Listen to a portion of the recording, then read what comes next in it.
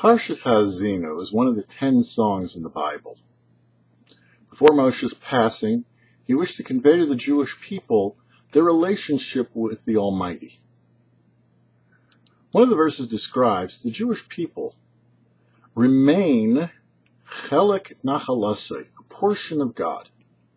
The other nations are scattered around, but the Jewish people remain one. As we see the phenomena that nations do disappear, but the Jewish people, even though they may be scattered around the world, still maintain their integrity as a Jewish people, one nation, so that the world doesn't look as Jews who live in Russia as Russian Jews, and Jews who live in America as American Jews. The world looks at them as Jews. And indeed, there's a certain Landsmannschaft, a certain camaraderie, which exists among Jews, even though they may have very little knowledge of Judaism and very little knowledge of each other.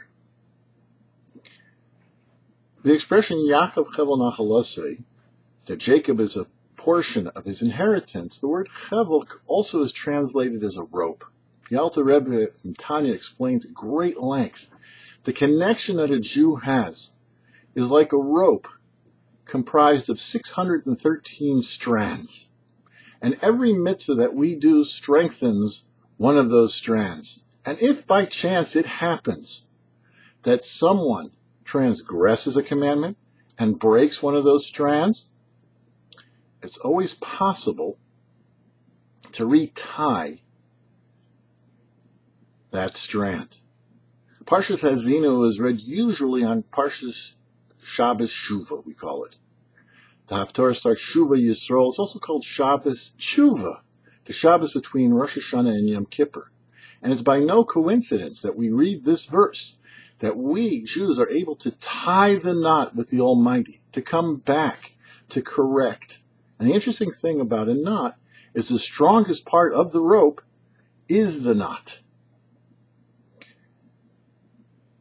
So between Rosh Hashanah and Yom Kippur, this is what Jews are doing. For the YouParsha, I'm Herschel Finman.